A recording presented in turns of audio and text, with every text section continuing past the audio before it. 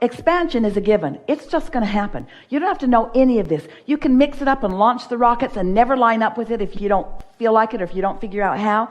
And still, your inner being has experienced expansion and the universe has expanded and all really is well in the universe, even if you've had a whole miserable lifetime. You ought to be feeling wonderful every step along the way.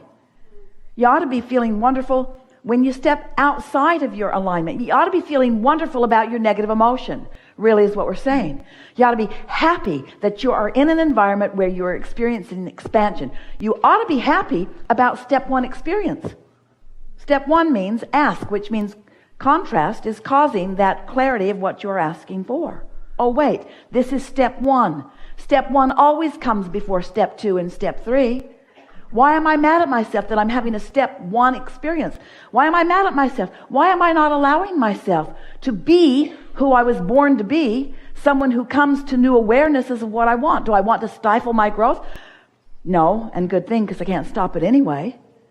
Isn't it a good thing to feel good even in the midst of negative emotion? Is that a possible thing? Your inner being feels good in the midst of your negative emotion because your inner being understands it from the broader perspective. If you cannot formulate a really powerful question, you will never hear a really satisfying answer. And if you cannot discover problems, you are not going to have the benefit of solutions.